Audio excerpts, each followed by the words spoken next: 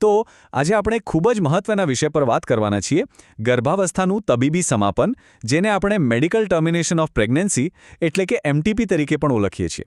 આપણે એના તબીબી અને કાનૂની પાસાઓને એકદમ સરળ ભાષામાં સમજવાની કોશિશ કરીશું. અને હા, આપણી આખી વાતચીત ક્લિનિકલ પ્રોટોકોલ પર જ આધારિત હશે, જેથી જે પણ માહિતી મળે એકદમ સાચી અને તથ્યો પર આધારિત હોય. સારું, તો આ વિષયને બરાબર સમજવા માટે આપણે આ 5 મુદ્દાઓ પર ધ્યાન આપીશું. સૌથી પહેલા કે આ તબીબી સમાપન છે શું? પછી ભારતનો એમટીપી કાયદો શું કહે છે? એ પછી કઈ કઈ તબીબી પદ્ધતિઓનો ઉપયોગ થાય છે? દર્દીની સંભાળ અને સલામતીનું ધ્યાન કેવી રીતે રાખવામાં આવે છે? અને છેલ્લે આમાં સલામતીનું મહત્વ કેટલું છે? ચાલો શરૂ કરીએ. ચાલો, તો સૌથી પહેલા ભાગ પર આવીએ. શરૂઆત એકદમ બેઝિક સવાલથી કરીએ કે આખરે આ તબીબી સમાપન એટલે કે એમટીપી છે શું? ચાલો સમજીએ.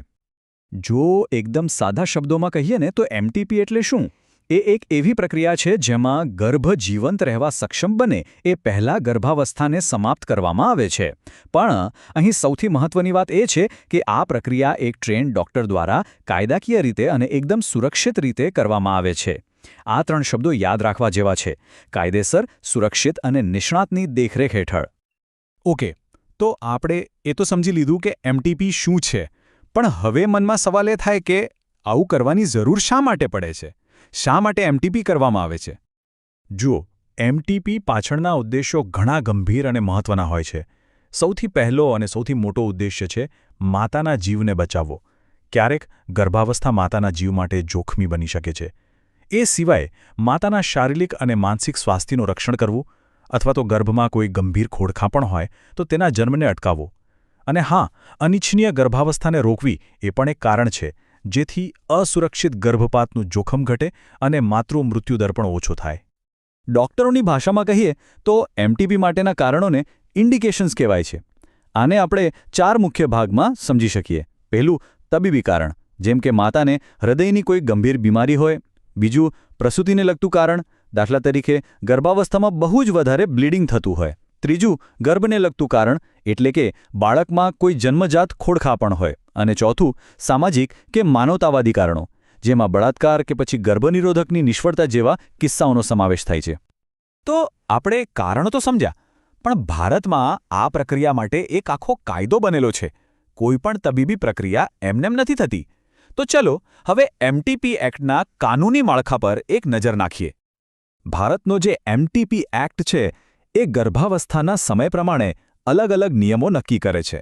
વાતને સરળ રીતે સમજીએ.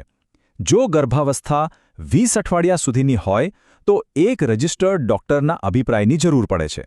જો સમયગાળો 20 થી 24 અઠવાડિયાની વચ્ચે હોય તો 2 રજિસ્ટર્ડ ડોક્ટરોના અભિપ્રાય જરૂરી બને છે.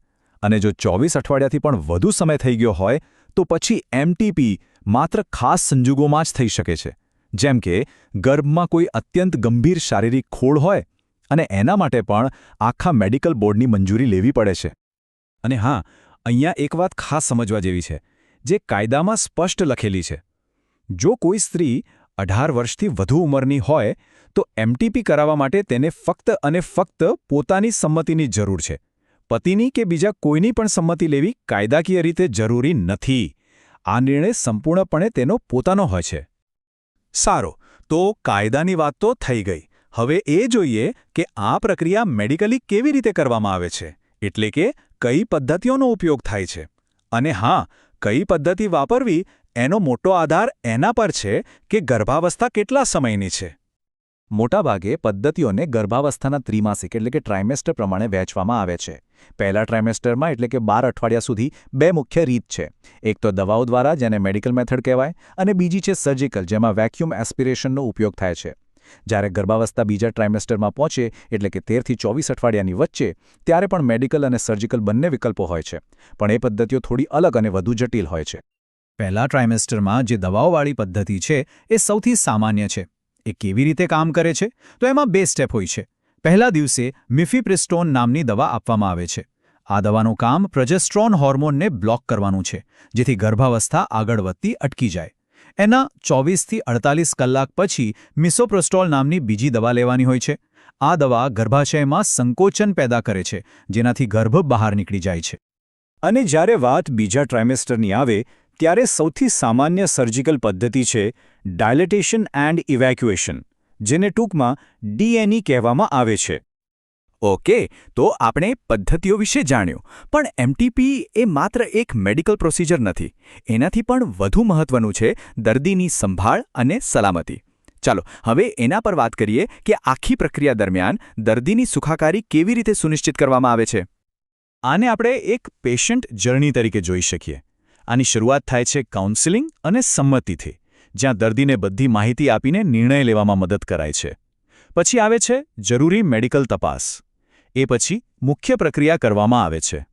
પ્રોસિજર પછી દર્દીને થોડો સમય ઓબ્ઝર્વેશનમાં રાખવામાં આવે છે. અને છેલ્લે ભવિષ્યમાં અનિચ્છનીય ગર્ભાવસ્થા ટાળવા માટે ગર્ભનિરોધક અંગે સલાહ અને ફોલોઅપ માટે બોલાવવામાં આવે છે. આ આખી એક પ્રોસેસ છે. કોઈ પણ મેડિકલ પ્રોસિજર હોય એમાં થોડું ઘણું જોખમ તો રહેલું જ છે. એમટીપીમાં પણ કેટલીક સંભવિત જટિલતાઓ થઈ શકે છે. કેટલીક તાત્કાલિક જોવા મળે છે, જેમ કે વધારે પડતું બ્લીડિંગ, ગર્ભાશયમાં ઈજા, ચેપ લાગવો અથવા તો અપૂર્ણ ગર્ભપાત. અને કેટલીક સમસ્યાઓ લાંબા ગાળે જોવા મળી શકે છે. પણ અહીં એક વાત સમજવી બહુ જ જરૂરી છે.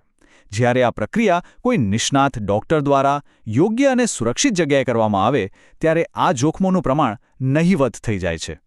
હવે અમુક એવી મેડિકલ કન્ડિશન્સ પણ હોય છે જેમાં એમટીપી કરવું સલામત નથી હોતું. આને કોન્ટ્રાઇન્ડિકેશન્સ કહેવાય છે.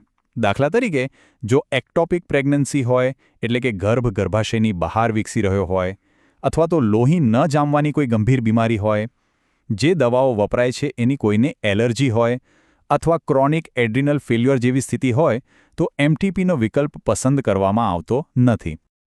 તો આપણે ટેકનિકલ અને કાનૂની બધી વાતો કરી, પણ હવે આ બધાથી પર એ સમજવું બહુ જરૂરી છે કે આખી પ્રક્રિયામાં સલામતી શબ્દ આટલો મહત્વનું કેમ છે.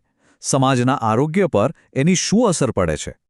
જ્યારે કોઈપણ સમાજમાં સુરક્ષિત એમટીપી સેવાઓ ઉપલબ્ધ હોય ને તો એના બહુ મોટા ફાયદા થાય છે. સૌથી મોટો ફાયદો એ છે કે એ અસુરક્ષિત ગર્ભપાતને અટકાવે છે, જેના કારણે ઘણા જીવ બચી જાય છે. એનાથી સીધો માતૃમૃત્યુદર ઘટે છે. એટલું જ નહીં, તે સ્ત્રીઓના માનસિક સ્વાસ્થ્યનું રક્ષણ કરે છે અને તેમના પ્રજનન અધિકારોને પણ જાળવી રાખે છે. તો અંતમાં આ આખી ચર્ચા આપણને એક મોટા સવાલ પર લાવીને ઊભી રાખે છે કે જ્યારે સમાજમાં દરેક વ્યક્તિ માટે સુરક્ષિત અને કાયદેસર આરોગ્ય સેવાઓ સરળતાથી ઉપલબ્ધ હોય, ત્યારે એની અસર માત્ર એક વ્યક્તિના સ્વાસ્થ્ય પર નહીં, પરંતુ આખા સમાજના આરોગ્ય અને તેની સુખાકારી પર કેટલી મોટી અને સકારાત્મક પડી શકે છે. આ એક વિચારવા જેવો પ્રશ્ન છે.